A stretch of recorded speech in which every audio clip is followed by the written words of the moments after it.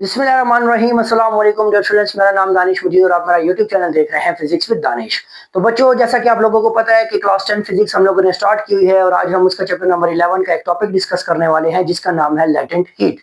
ये बच्चों, ये जो टॉपिक है बहुत इंटरेस्टिंग सा टॉपिक है। ये एक लेंथी टॉपिक भी है क्योंकि इसके आगे फिर हम दो पार्ट्स और डिस्कस करेंगे, दो लेक्चर्स और आएंगे इस टॉपिक के ऊपर। बट अभी हम लोग बेसिक इस लेटेंट हीट को आज के लेक्चर के अंदर डिस्कस करेंगे और समझेंगे कि एक्चुअल में लेटेंट हीट है क्या। ठीक है। अब देखिए बच्चों, हमारे पास लेटेंट हीट को हम डिफाइन कैसे करते हैं कि it is the amount of heat absorbed और lost by a substance during its phase change without change in its temperature. मतलब कि हमारे पास लेटेंट हीट क्या है, मैं आसान अल्फाज में इसकी डेफिनेशन आपको एक्सप्लेन करता हूं कि लेटेंट हीट हमारे पास एक ऐसा अमाउंट ऑफ हीट है जो कोई भी सब्सटेंस उसको जब एब्जॉर्ब करता है और एब्जॉर्ब करने के बाद क्या होगा, वो अपने स्टेट को चेंज करेगा। और जब वो अपने स्टेट को चेंज करे, बट यहाँ पे एक चीज है कि without change in its temperature, कि वो अपने टेम्परेचर को चेंज ना करे। देखिए बच्चों, सबसे पहले हम समझते हैं कि हमारे पास ये जो हीट है ना, हीट, ये इंपॉर्टेंट पॉइंट है, आपको पता हो। हीट हमारे पास बच्चों दो काम करता है। एक हमारे पास वो टेम्परेचर को इंक्रीज करता है। ठीक है। जब भी आप किसी ऑब्जेक्ट को हीट प्रोवाइड करते हो तो आप क्या देखते हो, उसका टेम्परेचर इंक्रीज होता है। जब आप उसमें से हीट को निकालते हो तो टेम्परेचर डिक्रीज होता है। ठीक है। और दूसरा ये हमारे पास स्टेट को चेंज करता है, स्टेट को चेंज करता है। ठीक है। मतलब स्टेट को कैसे चेंज करता है कि मेरे पास एक बॉक्स है जिसके अंदर मैंने आइस क्यूब ले लिया और इसको मैं हीट प्रोवाइड कर रहा हूं। अब जब मैं इसको हीट प्रोवाइड करूंगा तो ये क्या करेगा, ये आइस एक पॉइंट पे जाके मेल्ट हो जाएगा। तो अब ये पहले किस में था, सॉलिड में था। ठीक है। और वहां से किस में चला गया, लिक्विड में। तो अब देखिए इसने अपना स्टेट चेंज किया कि नहीं किया।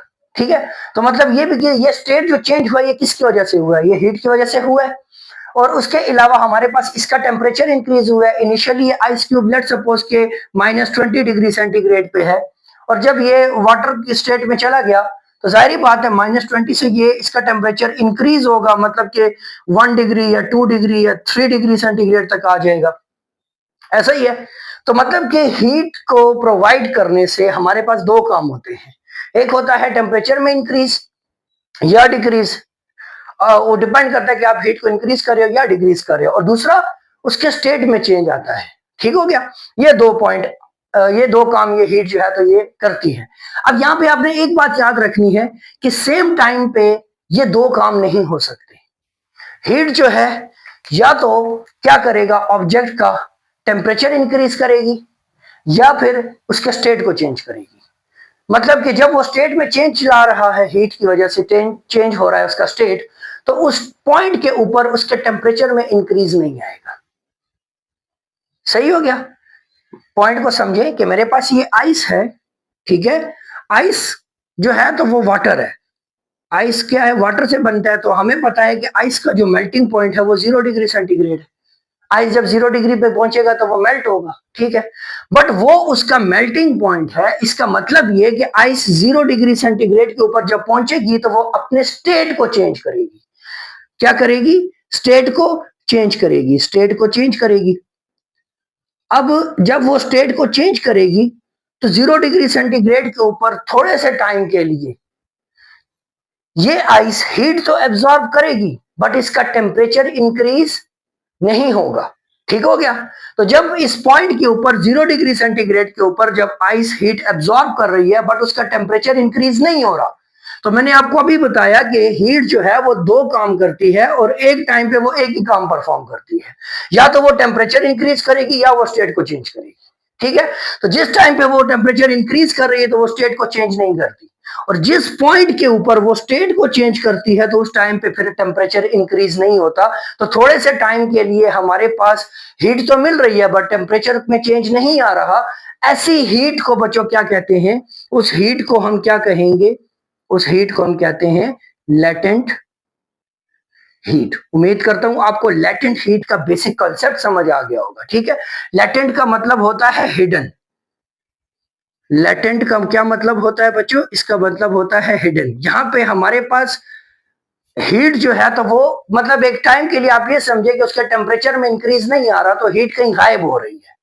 वो कहाँ जा रही है, तो वो जा रही है उसके स्टेट को चेंज करने में। समझ आई? तो जब भी आपके पास सॉलिड से लिक्विड में जब वाटर जाता है, आइस से मेल्ट होकर लिक्विड फॉर्म में जाता है, तो 0 डिग्री सेंटीग्रेड के ऊपर हमारे पास एक पॉइंट आता है जहां पे वो हीट तो एब्जॉर्ब कर रहा है, बट टेम्परेचर इंक्रीज नहीं होता।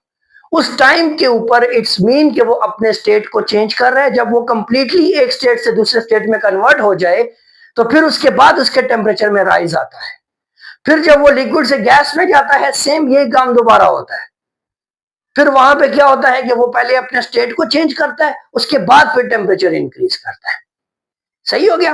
अब यहां पे मैंने ग्राफ बनाया हुआ है। अब इस ग्राफ को मैं एक्सप्लेन करूंगा और आपको मैं कंप्लीट सारा कॉन्सेप्ट एक्सप्लेन करता हूं। उम्मीद करता हूं कि आपको ये लैटेंट का बेसिक कॉन्सेप्ट समझ आ गया होगा। ठीक है? फिर भी कोई क्वेश्चन हो, कोई पॉइंट समझ ना आए, तो आपने कमेंट करके मुझे जरूर बता देना है। ठीक हो गया? अच्छा बच्चों, अब देखिए जरा ग्राफ को जरा गौर से देखें। ग्राफ में मैंने क्या किया है, ग्राफ में मैंने, बल्कि ये पॉइंट मुझे लिखे रहना देना चाहिए था, चले देख लेते हैं। ग्राफ में लेट सपोज मेरे पास यहाँ पे एक बीकर है, और बीकर में लेट सपोज मैंने क्या ली हुई है, आइस ले ली है। ठीक है? आइस ली है, और बीकर के नीचे मैंने एक बर्नर लगा दिया। उस बर्नर से अब मैं क्या करूंगा, इसको मैं हीट प्रोवाइड करूंगा। ठीक है? अब जब मैं इसको हीट प्रोवाइड कर रहा हूं, तो इनिशियली जरा पॉइंट ए पे देखें। ये आइस क्यूब जो है ये कहां पे है, पॉइंट ए के ऊपर है। पॉइंट ए पे इसका जो टेम्परेचर है दैट इज -20 डिग्री सेंटीग्रेड। सही हो गया? मैंने यहां पे लिखा हुआ है पॉइंट ए, और पॉइंट ए के सामने बिल्कुल -20 डिग्री सेंटीग्रेड। अब ये आइस क्यूब क्या करेगा, इस बीकर से हीट को एब्जॉर्ब करेगा। अब ये क्या कर रहा है, कंटिन्यूअसली हीट एब्जॉर्ब कर रहा है, तो इट्स मीन कि इसका टेम्परेचर इंक्रीज होता जाएगा, इंक्रीज होगा। इंक्रीज से मुराद कि हमारे पास 20 से -19 -18 मतलब जीरो की तरफ अप्रोच करना शुरू कर देगा। और ये ग्राफ मेरे पास यूं बन रहा है, ये मैंने लाइन बनाई है, -20 से ये इंक्रीज होता होता होता जीरो पे पहुंच गया। ठीक है? अब जीरो मेरे पास क्या है, 0 डिग्री सेंटीग्रेड जो एक ऐसा पॉइंट है जहां पे वाटर जो है वो मेल्ट होता है, आइस क्यूब जो है वो मेल्ट होता है। ठीक हो गया? मतलब कि अगर आप रिवर्स में देखें तो वाटर जीरो के बाद जो है तो फ्रीजिंग स्टार्ट करता है। तो जीरो एक्चुअल में फ्रीजिंग पॉइंट है वाटर के लिए कि वो लिक्विड स्टेट से सॉलिड स्टेट में जाए। बट वहीं पे आइस के लिए ये मेल्टिंग पॉइंट है, जहां पे वो जीरो पे पहुंचता है तो फिर मेल्ट होना शुरू होता है, और फिर वो कन्वर्ट हो जाता है किसमें, लिक्विड में। ठीक हो गया? ये पॉइंट समझ आई? अब जैसे ही ये जीरो पे पहुंचा, तो अब देखिए हम लोगों ने पढ़ा हुआ है कि Q जो है वो प्रोपोर्शनल है चेंज इन टेम्परेचर की। Change in heat is proportional to change in temperature. आप जितना हीट में चेंज करोगे उतना टेम्परेचर में चेंज आएगा। अब अगर इंक्रीजिंग चेंज है तो इंक्रीज होगा, डिक्रीजिंग चेंज है तो डिक्रीज होगा। पॉइंट समझ आ रही है? अच्छा, तो अब देखो मेरे पास यहाँ पे मेल्टिंग पॉइंट आ गया जीरो के ऊपर। अब जीरो के ऊपर मैंने यहाँ पे इस ग्राफ को अगर आप देखें तो मैंने यू स्ट्रेट ड्रॉ नहीं किया, बल्कि मैंने यहां से अब इसको थोड़े से टाइम के लिए जीरो पे ही आगे बढ़ने दिया। इसका मतलब यह है कि मेरे पास इसको कंटिन्यूसली तो क्या कर रही है, हीट मिल रही है। ठीक हो गया? बट इसका टेम्परेचर चेंज नहीं हो रहा, इसका टेम्परेचर चेंज नहीं हो रहा, टेम्परेचर वहीं पे जीरो पे ही है। अगर यहां पे मैं हीट लग दूं तो हीट मिल रही है, टेम्परेचर इंक्रीज हो रहा है, इंक्रीज हो रहा है, इंक्रीज हो रहा है, जीरो पे पहुंचा। जीरो के बाद अब क्या हो रहा है कि हीट तो इसको मिल रही है, हीट में चेंज आ रहा है, हीट इसको कंटिन्यूसली मिल रही है, बट टेम्परेचर में चेंज नहीं आ रहा। क्यों नहीं आ रहा? बिकॉज मैंने अभी आपको कहा कि हमारे पास हीट जो है वो टेम्परेचर को चेंज करती है और स्टेट को चेंज करती है। अब देखें, और मैंने आपको एक और पॉइंट भी बताया कि ये दोनों काम सेम पॉइंट के ऊपर नहीं करती। जहां पे ये टेम्परेचर इंक्रीज कर रही है वहां पे स्टेट को चेंज नहीं करती, और जहां पे स्टेट चेंज करती है वहां पे टेम्परेचर इंक्रीज नहीं होता। ठीक है? अब सेम यही पॉइंट है। अब यहां से मेल्टिंग पॉइंट है, अब इस पॉइंट के ऊपर आइस ने क्या होना है, लिक्विड में कन्वर्ट होना है, वाटर में कन्वर्ट होना है। अब इस पॉइंट के ऊपर हमारे पास बच्चों हीट तो एब्जॉर्ब हो रही है, बट टेम्परेचर में चेंज नहीं आ रहा। इट्स मीन कि वो अपने स्टेट को चेंज कर रहा है। और इस पॉइंट के ऊपर जो हीट एब्जॉर्ब हुई है इसको लेटेंट हीट कहते हैं। और फिर वो लेटेंट हीट कौन सी होगी, तो हमारे पास लेटेंट हीट में ना दो चीजें आती हैं। लेटेंट हीट, इसमें एक आती है फ्यूजन, और एक आती है vaporisation, latent heat of fusion और लेटेंट हीट ऑफ वेपोराइजेशन। अब एक लेक्चर हमारा इसके ऊपर होगा और एक लेक्चर इसके ऊपर होगा। अब लेटेंट हीट ऑफ फ्यूजन को हम कहां पे डिस्कस करते हैं? When water change from solid to liquid, तो हम लोग वहां पे जो वो हिडन हीट होती है उसको हम लेटेंट हीट ऑफ फ्यूजन कहते हैं। और जब यही जो लिक्विड है वो गैस में कन्वर्ट होगा तो उसके ऊपर फिर हम लोग कहेंगे लेटेंट हीट ऑफ वेपोराइजेशन। ठीक है, अब यहां पे देखें, हीट एब्जॉर्ब हुई, टेम्परेचर में चेंज नहीं आया, मतलब स्टेट में चेंज हो रहा है, जो हीट है यहां पे, अब उस हीट को हम कहेंगे लेटेंट हीट ऑफ फ्यूजन। ठीक है, अब जब तक, अब देखिए हम लोगों को पता है कि हमारे पास इस तरह के क्रिस्टलाइन स्ट्रक्चर बनता है जब वाटर जो है तो वो क्या होता है, आइस में कन्वर्ट होता है। ठीक हो गया, इस तरह एक सॉलिड क्रिस्टल्स का स्ट्रक्चर बन जाता है। अब वाटर जब अपने स्टेट को चेंज करेगा, सॉलिड से लिक्विड में जाएगा, तो वो क्या करेगा, इस स्टेट को, इन तमाम के तमाम क्रिस्टलाइन स्ट्रक्चर को जो है तो वो क्या करेगा, ब्रेक करेगा। ठीक है, तो इस ब्रेकिंग के लिए जितने टाइम के लिए वो हीट को एब्जॉर्ब करेगा, ताकि वो हीट एब्जॉर्ब करता जाए और अपने स्टेट को चेंज करता जाए, तो इस टाइम के ऊपर हमारे पास जो हीट होगी that will be latent heat of fusion. ठीक है, जब इसका ये कंप्लीट क्रिस्टलाइन स्ट्रक्चर खत्म हो जाएगा, वो लिक्विड स्टेट में चला जाएगा, उसके बाद फिर इस पॉइंट सी के ऊपर, पॉइंट सी से फिर इसके, देखो तो मैंने ग्राफ को फिर ऊपर इंक्रीज किया है और मैं पॉइंट डी तक ले गया।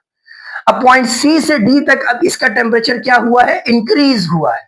ठीक है, अब जैसे ही इंक्रीज हुआ टेम्परेचर, तो ये वाटर पहुंच गया कहां पे, 100 डिग्री सेंटीग्रेड के ऊपर। ठीक है, नाउ डी पॉइंट जो है, डी पॉइंट पे अब मेरे पास जो टेम्परेचर है दैट इज 100 डिग्री सेंटीग्रेड।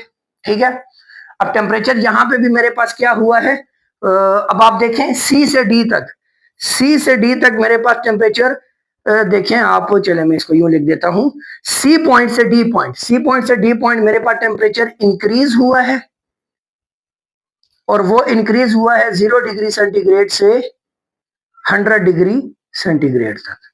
ठीक है, बट बी से सी पॉइंट के दरमियान, यहां से बी और सी के दरमियान, यहां पे एक्चुअल में मेरे पास स्टेट में चेंज आया है। यहां पे हमारे पास अब टेम्परेचर इंक्रीज नहीं हुआ, सिर्फ क्या हुआ है, उसका स्टेट चेंज हुआ है, मेल्टिंग हुई है। ठीक हो गया, तो बी से सी तक हमारे पास जो है तो क्या हुआ है, स्टेट चेंज हुआ है। सी से डी तक फिर मेरे पास क्या हो गया, टेम्परेचर इंक्रीज हुआ फ्रॉम 0 टू 100 डिग्री सेंटीग्रेड। ठीक है, अच्छा, अब डी पॉइंट 100 हमें पता है कि वो क्या है, वो बॉइलिंग है, बॉइलिंग पॉइंट ऑफ वाटर है। बॉइलिंग में क्या होता है, वाटर अपने स्टेट को चेंज करता है from liquid state to gaseous state. ठीक हो गया, तो अब इस पॉइंट पे क्या होगा, अब यहां पे भी अगर आप देखें तो मैंने यहां पे क्या किया है, अब फिर कुछ टाइम के लिए हीट इंक्रीज हो रही है, हीट में चेंज आ रहा है, बट टेम्परेचर में चेंज नहीं आ रहा। अब उस पॉइंट को मैंने डी से ई तक का मैंने बॉइलिंग का नाम दे दिया। अब इस पॉइंट के ऊपर क्या होगा, अगेन वाटर जो है तो वो क्या करेगा, हीट को एब्जॉर्ब तो करेगा, बट उसके टेम्परेचर में चेंज नहीं आएगा। तो इट्स मीन के डी से ई फिर जो है तो मेरे पास क्या हो रहा है, स्टेट चेंज हो रहा है। देखो बच्चों, पॉइंट बस आपने ये याद कर लेना है कि जब टेम्परेचर में चेंज नहीं आ रहा, हीट मिल रही है बट टेम्परेचर इंक्रीज नहीं हो रहा, तो इट्स मीन के उसका स्टेट चेंज हो रहा है। पॉइंट समझ आई? अच्छा, डी से ई तक मेरे पास बॉइलिंग हो रही है, डी से ई मतलब बॉइलिंग का मतलब कि स्टेट में चेंज। अब इसमें क्या होगा कि मेरे पास जो वाटर के अंदर H2O होता है, इनके दरमियान ये जो बॉन्डिंग होती है, ये यहाँ पे हाइड्रोजन बॉन्डिंग भी हमें देखने को मिलती है, डिफरेंट बॉन्ड्स हमें देखने को मिलते हैं, ऐसा ही है। तो ये बॉन्ड्स जो है तो ये क्या होते हैं, इनकी ब्रेकिंग स्टार्ट हो जाती है।